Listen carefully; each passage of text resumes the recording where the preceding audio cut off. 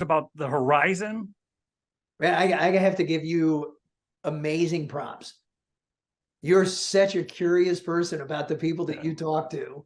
I love it. I love it, man. Thank you. The answer is, thank you. Are you kidding me? I've been on a ton of podcasts and people just same questions. Welcome to the Idea Climbing Radio Show. We're here with Nick Hutchinson, author of the new book, Rise of the Reader, and founder of Book Thinkers. Thank you for being here. I really appreciate your time, Nick. Yeah, I'm excited for it. Can I ask you the first question today? Let's do it. All right. So we just wrapped up 2023, and I'm curious, out of all the books you read last year, what's your favorite? What comes to mind first? The first one is rereading Think and Grow Rich. I hadn't read it for a little while. It's not a first time read, but that one is just always an amazing read to go through. And he gets into so many details and so many strategies that every time you read it, you pick up something new. And I love books like that. Yeah, me too. We were talking behind the scenes before we went live about Napoleon Hill. And one of my favorite quotes is from Napoleon Hill. It says, "Action is the real measure of intelligence," which is sort of the through line for what we're talking about today, right? Because if you read a great book and you fail to take action, then nothing changes. It's closer to a form of entertainment than it is education. And so Napoleon Hill definitely had that one right. I'll give him that. Yeah. How about you? What was your favorite book of last year? Man, I was scared you were going to ask me that. I read about 100 books last year because it's my full-time job. And I probably have a top 5, but the first book that comes to mind was Be Useful by Arnold Schwarzenegger. So Arnold just put out a new book, and it details sort of like 7 tools that you can implement in your life to be more useful. And what I love about Arnold is that he sort of has the highest dream to reality ratio out of anybody I've ever seen. I mean, he grew up in rural Austria in a house that didn't have plumbing or running water. And he went on to become a bodybuilding champion, a successful entrepreneur, a movie star, the governor of California, a celebrity, and all of that with a terrible accent. And, he'll admit he's not the brightest bulb on the Christmas tree. So it's just such a good book. He's just such an inspirational person. And it was a very actionable book as well. What's your story with reading books? Is it a lifelong thing? Did you come across it at a certain stage in your life, or was it always there, or it wasn't there for a while and then you discovered something? What's the story with that?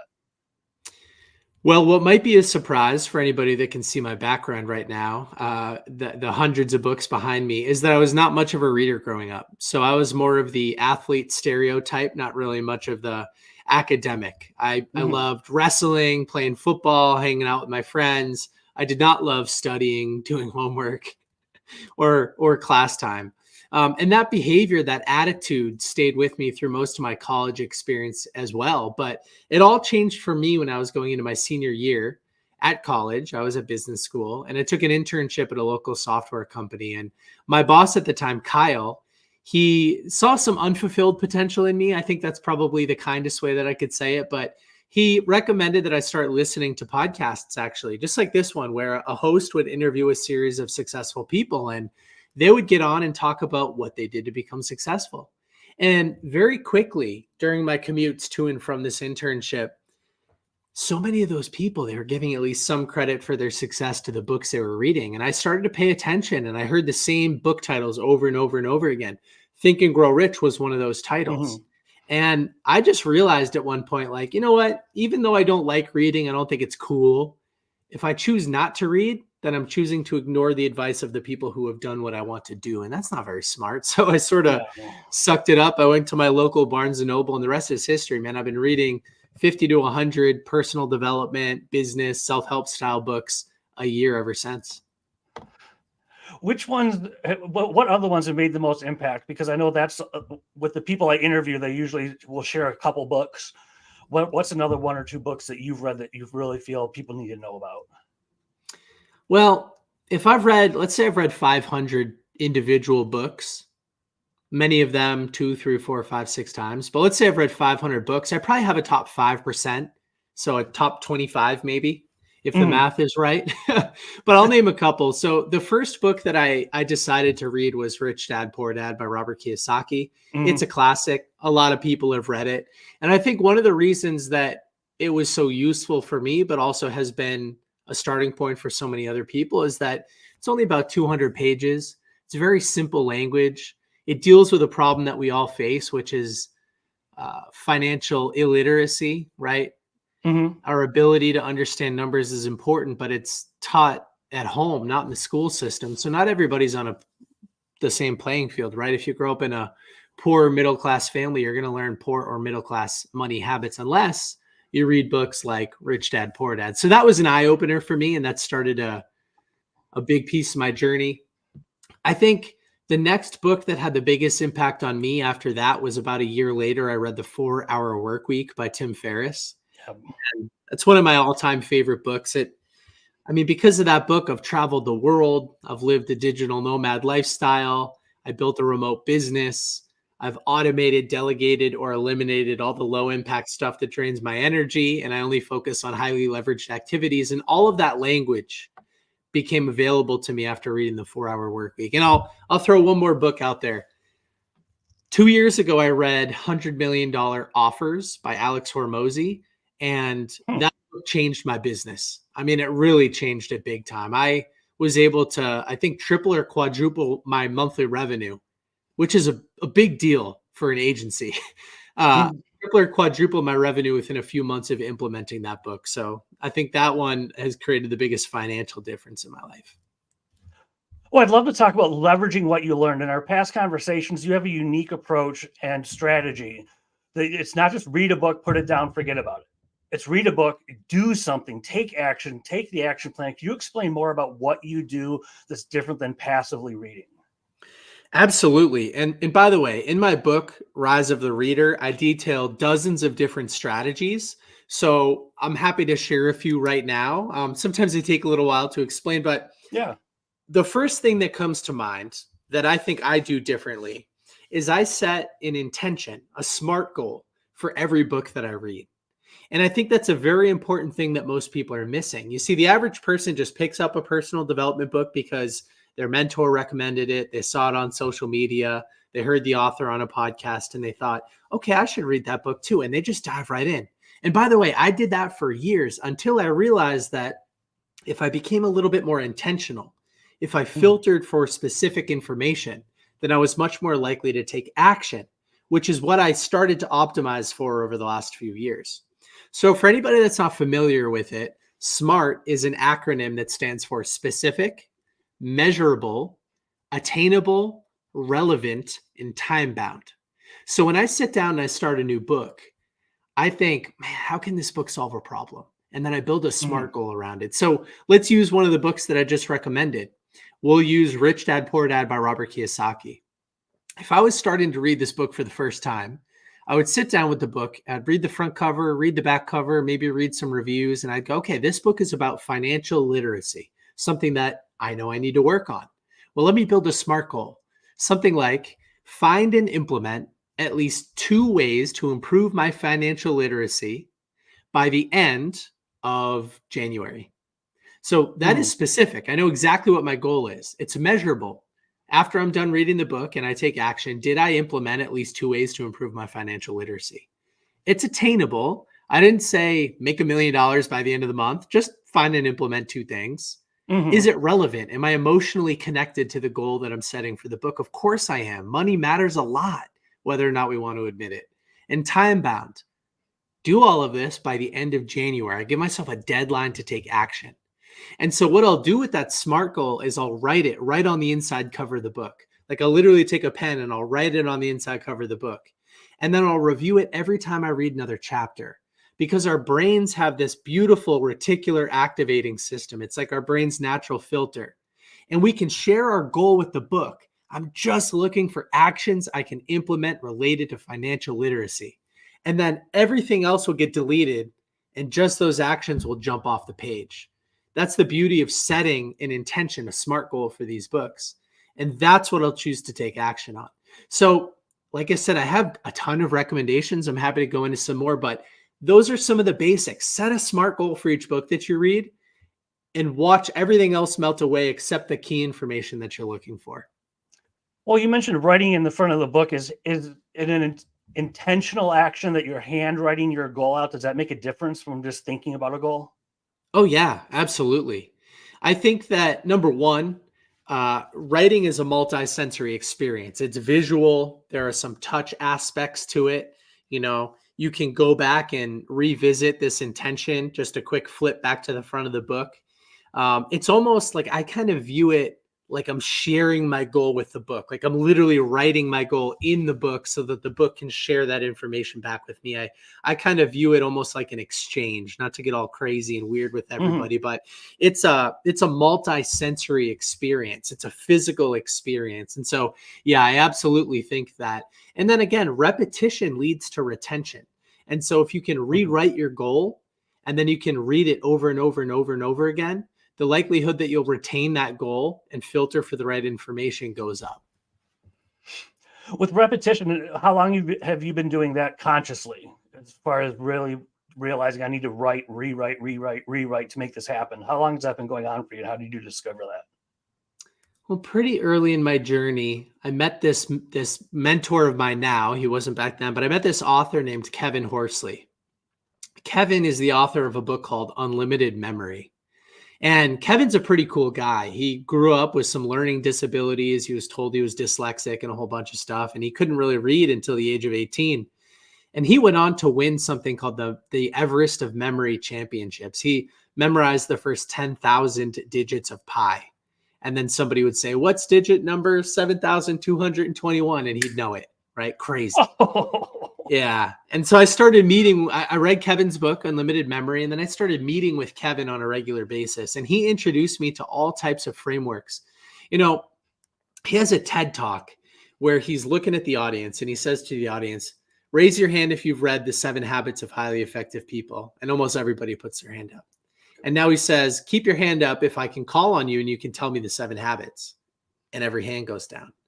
And then he says to the audience, what is the use of reading or learning anything if you can't remember it? Because only if you can remember it can you truly live it, right? And one of the ways, so people don't have memory problems. They have strategy problems, framework issues, organization issues.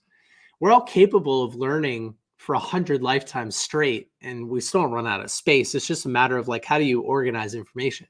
So as I started to meet with Kevin, he would tell me, Nick, repetition leads to retention.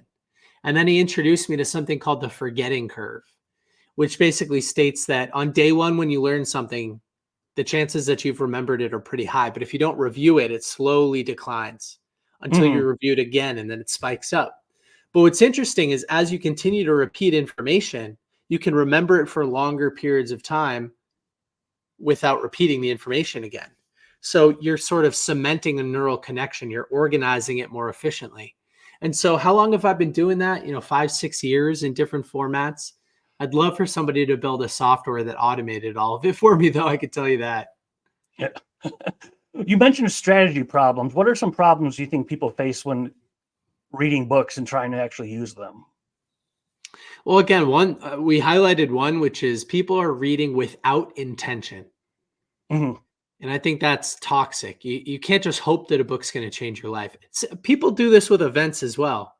Show up to an event, you pay for a Tony Robbins event or something like that. You're all excited.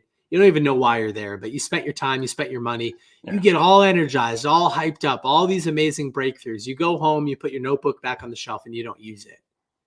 And that's because you weren't specifically filtering for a solution to a specific problem. If you went there and you said, hey, I'm looking for 3 ways to overcome limiting beliefs, and that's all you filtered for the entire time, and you just took notes on ways to overcome limiting beliefs, the chances that you start to change your behavior go up. So you have to set an intention for everything that you do. You can follow the SMART goal format, you can follow your own format, but you need to read with intention, attend events with intention, listen to podcasts with intention. I think intention's the missing piece. But as far as reading strategies go, I used to read and take notes at the same time. And I think that's another thing that people are guilty of doing. But I've read so many productivity books at this point to ever think that that's a good idea. Multitasking is never a good idea. And when you think about reading, which is just a passive visual activity, versus note taking, which again is multisensory and involves other objects and stuff. They're totally separate activities. So let's try to avoid multitasking. So when I'm going through a book, I'll just quickly highlight or circle a page number if I see something that I could use to solve the problem, right? To solve my goal, to hit my goal. I'll go all the way through the book. And then I'll go back through a second time, but I'll only reread the information related to my intention. And I'll rewrite it all on a yellow legal pad. So let's say my goal for Rich Dad Poor Dad was to find and implement 2 ways to improve my financial literacy. I go all the way through the book. I try not to lose that reading momentum. I go back through a second time. Now I'm taking a lot of notes. I'm rewriting all my favorite takeaways. And I look at that list and I go, oh, there are 10 potential actions, 10 different things that I could choose to implement. Well, they're not all created equal. That's why I think you have to read the entire book before you choose what to implement. Because if my goal is 2, right, 80-20 principle, I'm looking for the 2 that will create the most change. What 20% of these takeaways, these potential actions that I can implement will create 80% of the change that I'm looking for? And you'll find them. They'll be the one that you're most energized to implement. I think a lot of times people get overwhelmed with how much information, how much opportunity there is, so they don't take any action. But if you can simplify things down to just 1 or 2 actionable takeaways from a book, you're far more likely to build the habit of implementing the information that you learn. Can you speak a little bit more about that, from the intention to the action? How do you build that bridge? What strategies can people use to build the bridge between intention and action? Well, my book, Rise of the Reader, I talk about a few ways to take better action. I think, again, setting a SMART goal for each book, only taking notes on the actions that you can implement, doing an 80-20 analysis. Those are some of the core aspects of my framework. And then as you move into the action side, I teach people 2 things that they can be independent, but they kind of go hand in hand as well. I teach everybody how to build an accountability group with their most motivated friends. So my recommended format is you meet once a week with 2 or 3 motivated people who are fighting the same fight that you're fighting. And everybody has a shared activity tracker, which is sort of the second pillar here. But you meet and you say, here were my goals last week. Here's where I won. Here's where I fell short. And then everybody in the accountability group has an opportunity to ask you questions, make recommendations, explore your losses, talk about your goals, the new things that you want to try to implement, that type of thing. And that's been a game changer for me, building an accountability group. I think that when you operate in a silo and you're by yourself, it takes a lot of discipline to overcome obstacles. But when you have a whole team of people by your side, cheering you on, encouraging you to do more, to take the path of most resistance, you're more likely to do it. It's like when you wake up and there's a gym partner waiting for you at the gym, like you're going to get your butt out of bed and go to the gym. But if it's just you, sometimes resistance wins. So accountability is a great way to remove resistance. And then I teach everybody with my book, Rise of the Reader, to build an activity tracker as well. The legendary management guru, Peter Drucker, he would say, what's not being measured can't be managed. And so we know this as business owners, right? We need to look at the numbers. We need to look at activities that are influenceable. We need to measure them. And then we need to be held accountable. So if I'm going to implement those 2 new personal finance or financial literacy strategies, I'll put them in my activity tracker. I'll meet with my group. The next week, they can look at my tracker. They know whether or not I hit the goal. They can hold me accountable to continuing to hit it. They can explore it with me. And so, those are some of the things that I think make a successful book implementation. What are some more strategies that you use within the accountability group? Once you get one formed, what is like this? Is it a certain structure of the meeting once a week? You cover 5 different points every week? Is it a little more free form? What does it look like as far as the actual strategy for an accountability group? Yeah, the one that I recommend is, I think the perfect structure is every person in your group gets 20 minutes to present. And that includes time for questions. There's sort of like a rotating moderator. So if your group has 3 people, you meet for an hour, 20, 20, 20. If your group has 4 people, it's almost an hour and a half, that type of thing. I think any bigger than that, it becomes too much of a time suck and you become responsible for too many other people. Every week, the moderator sort of rotates. It's the moderator's responsibility to keep everybody on track. And so let's say that you were about to go, I'd say, hey, it's your turn. And Mhm. first, I'd like to hear about, okay, you said this was your biggest goal last week. I'm checking the group notes. How did you do? And you'd say, well, my goal was to read X number of pages or make X number of outbound sales calls or run X number of miles. And I failed. Okay, why? And then we all get to kind of like ask you a little bit about it, make some Mhm. suggestions. Maybe I'll say, hey, would it help if I texted you every day for the next week just to kind of get the momentum started? And we'll brainstorm ways for you to achieve this goal. And then we'll talk about, okay, have you read anything interesting this week? What are you choosing to add any new activities to your tracker? And so that takes about 20 minutes, and then it's the next person's turn. And we kind of work through everybody's activity trackers. And so that's sort of the format that we use. I mean, a couple of tips and tricks. You have to have people who ask good questions, great questions. When somebody goes, no questions this week, it's a bummer. You're letting everybody off the hook. Or when you ask yes or no questions, are you going to do better next week? Yes. Okay, moving on. Mhm. No, like let's dig into it. Let's get actionable. Let's ask great questions. I mean, you are only as strong as your weakest link. And if somebody consistently misses meetings or asks terrible questions or fails to hit their goals, you got to kick them out. I mean, this is life or death, not really, but this is an opportunity to improve your life, and you should take it seriously. Talk a little bit more about asking great questions. I've heard a quote. I'm not going to say it, remember it exactly, but something along the lines of the genius isn't in the answer, it's in the question. Could you speak more about what makes a good, or even better yet, what makes a great question? I think a great question has a lot of context. So let's say that the two of us were in an accountability group and we've been meeting for 3 months straight on every Friday at 10 a.m. Mhm. and you consistently failed to hit a specific goal. A great question says, hey, listen, for the last 10 weeks, you've had a goal to read 10 pages a day. You consistently fail to hit it. Why is that? You're adding context, you're pressing, you're constructively criticizing, but in a way that we're going to search and find a solution here. And you don't let people off. As you start to answer, if you give me a cheap excuse, I'm not just going to let that pass.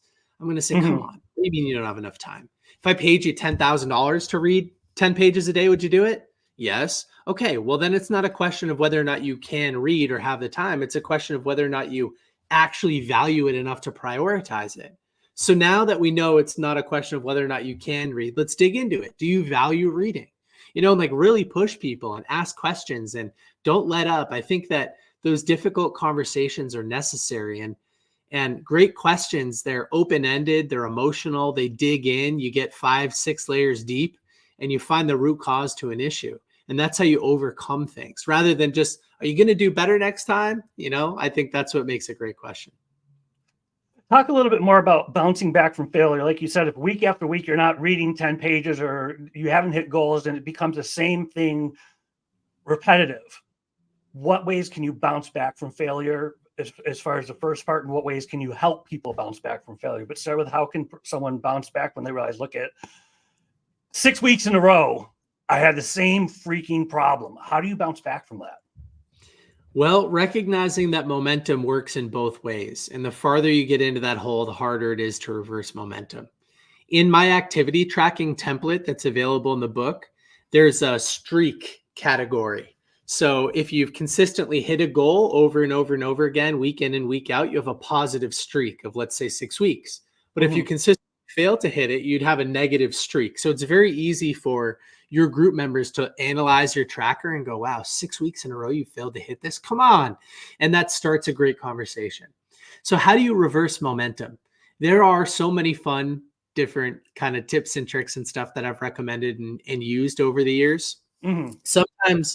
Sometimes we do almost like a bet. So if one of my group members misses their reading, let's say 6 weeks in a row, I'll say, hey, if you really do care about this goal and you don't want to adjust it down to make it more reasonable, like you think it's if you think it's an attainable goal, how about if you don't hit it this week, you have to buy everybody in the group a book of their choice, right? So now there's a little bit of money on the line and it's related to their goal of reading. And they go, okay, yeah, that sounds fair. Or depending on everybody's finances, you could throw some money around. I mean, there have been times where I've tried to reverse momentum and it's not working. And I'll say, hey, if I don't hit this goal this week, I owe everybody in the group $500. And okay, Wow. all of a Okay. sudden, now that's a little bit of money. I'm going to get my butt out of my seat and I'm going to get this goal done. Right. So sometimes, you have to increase the stakes a little bit. You've got to put a little bit on the line, but that encourages you to take more action. And remember, action is the real measure of intelligence, Napoleon Hill. And so that's what we should be optimizing for, is positive action. What are other ways that you can support people in the group to help them bounce back if they're failing week after week? What kind of support can you offer them? What can you do? I'll give an example. I mean, one of my group members one time set a goal to wake up every morning. Let's just say it was at 6 a.m. And he was having a really hard time getting out of bed at 6 a.m. every day. So I said, can I call you every day at 6 and we'll just talk for a few minutes about what you've got going on for the day? Like really wake you up, get you out of that sleepy state. I'll talk with you as you get out of bed and go change and get your running clothes on. And as you walk out the front door, and I'll sort of handhold you through the process because I'm up at that time, or whatever the case was. So I think that there are all sorts of fun ways that you can hold people accountable. I think celebrating wins is a really important aspect of having a great accountability buddy, because if me accomplishing my goal makes you as happy as it makes me, we're both going to win. And so really celebrating other people's wins, posting about other people's wins on social media, or keeping a group chat throughout the week and constantly checking in with somebody and, sending positive quotes and fun motivational videos and that kind of stuff. I mean, there are just so many great ways to help people. Can you do a little bit deeper dive with someone, if they're listening or watching right now and they realize, okay, I'm going to set an intention, I'm going to write this SMART goal in the front page of the book. What comes after that to keep momentum up? Okay, I have my intention. Now what? I think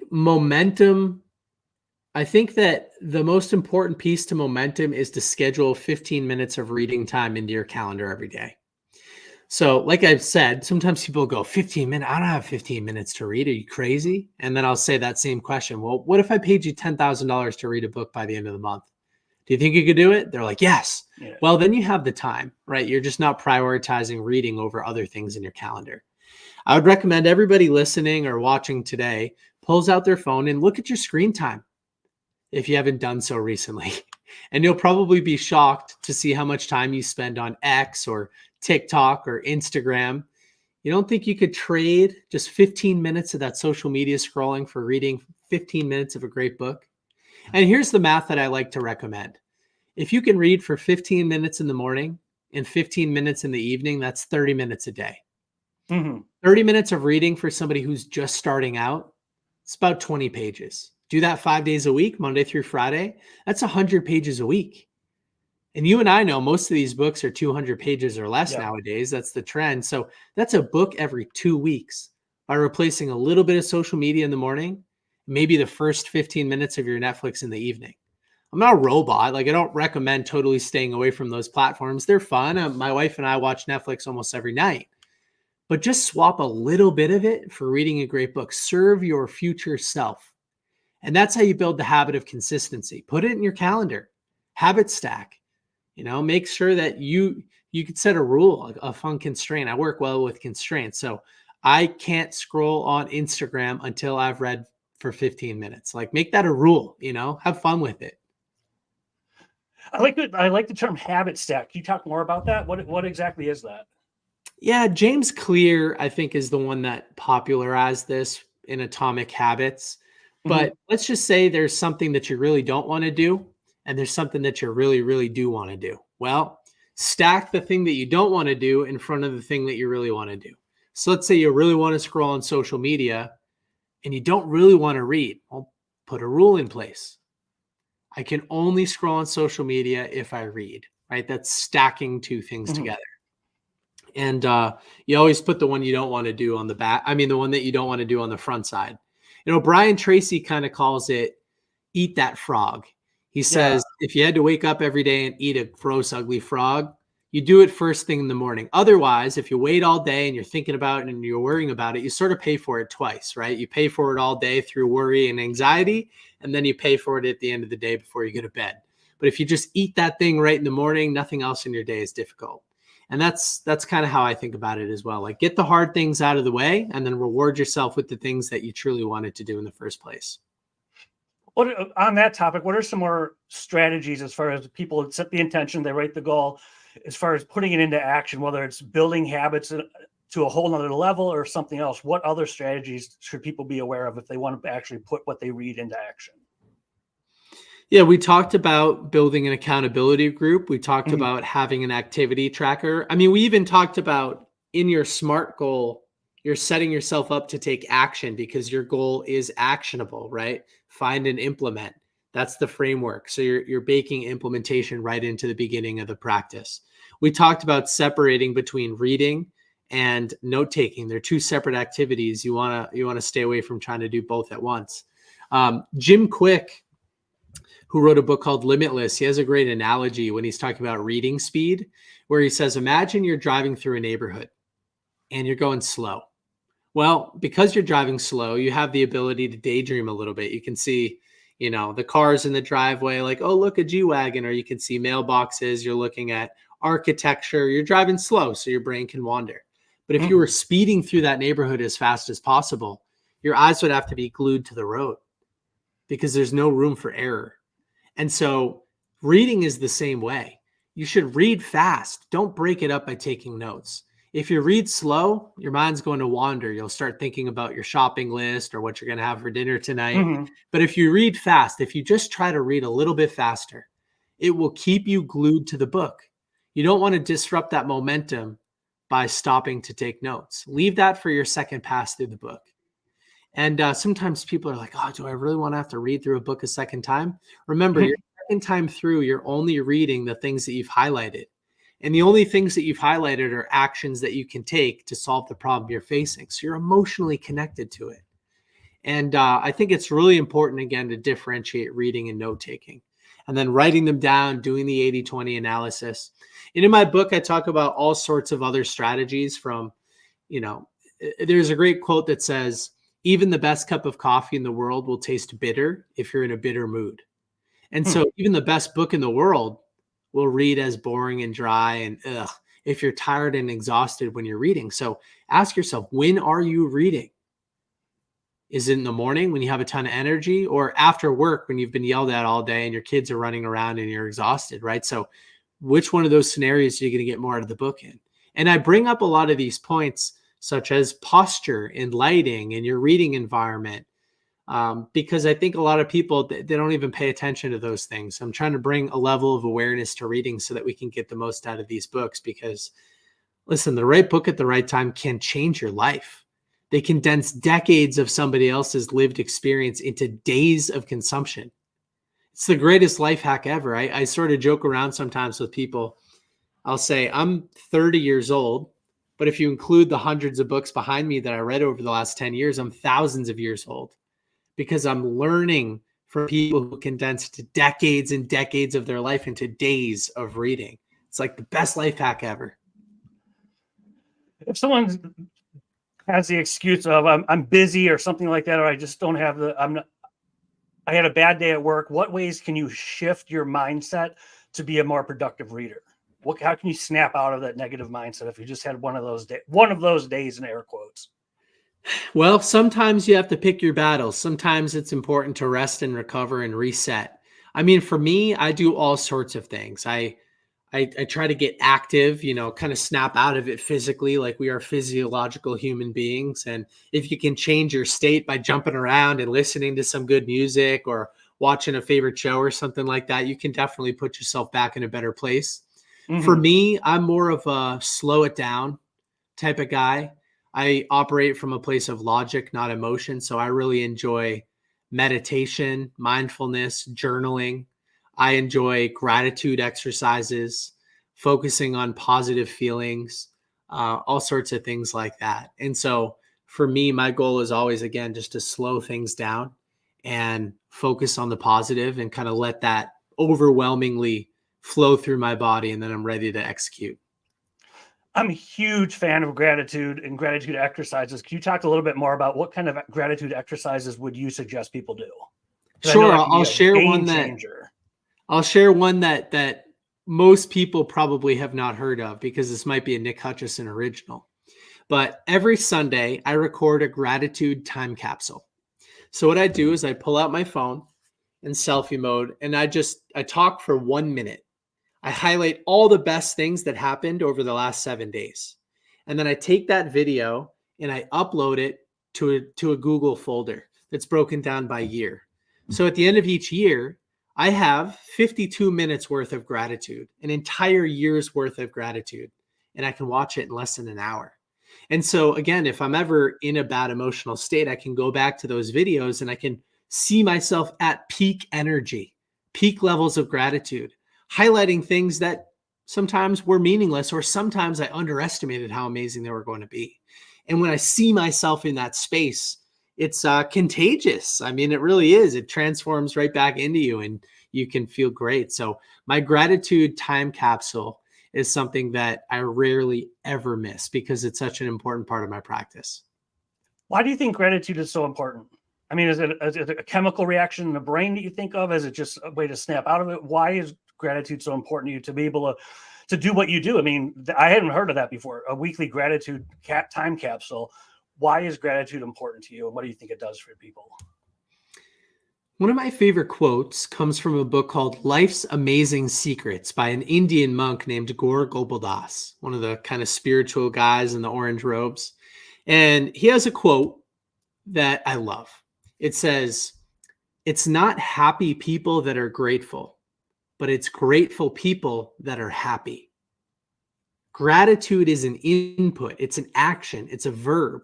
It's something that we need to focus on. It's a lead mechanism. The lag, the outcome, the result is happiness. So again, it's not happy people that are grateful. It's the opposite. It's grateful people that are happy. So if you participate in a gratitude practice and you consistently focus on what you have instead of what you lack, then yeah, you're fulfilled. You're warmed up. I'm sure there are chemical reactions going on. I'm not well versed in like the neuro side of what's happening with gratitude, but I can tell you what, I feel like $1,000,000 when I practice gratitude. And somebody said recently, they said, imagine you woke up tomorrow and everything you had never expressed gratitude for had disappeared. I was like, oof, most people would be in trouble, but not me, because I focus on gratitude every day. But I also do my weekly gratitude time capsules. I even have gratitude tattooed on my wrist in Spanish, agradecido. And I have the numbers 1, 2, 3 tattooed on the other side of my wrist, which remind me to write 3 things every single day that I'm grateful for. So yeah, it's a huge part of my life.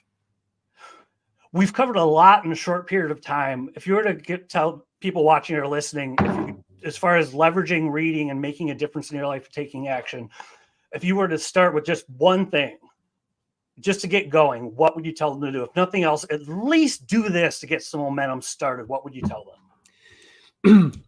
It'll be a 1-minute answer, but here it is. There is a book out there to solve every single problem that we face as human beings. And nobody's proved me wrong on this one yet. Here's what I mean by that. About 100 billion people have lived before us. 100 billion. And millions of them figured it out. They lived amazing lives. They were healthy, wealthy, and happy. And then they condensed their greatest life lessons into a book that you can buy and implement for $20 in a few hours of your time. So although we think our problems are unique, there is a book to solve every problem that we face. And so life doesn't have to be so hard. Again, other people have figured it out. The roadmap is available to us. We just have to be disciplined enough to read it and implement it. And so think of a problem that you're facing. If you don't solve that problem that you face on a daily basis, over the next 30 years, you'll face it 11,000 times, 365 times 30.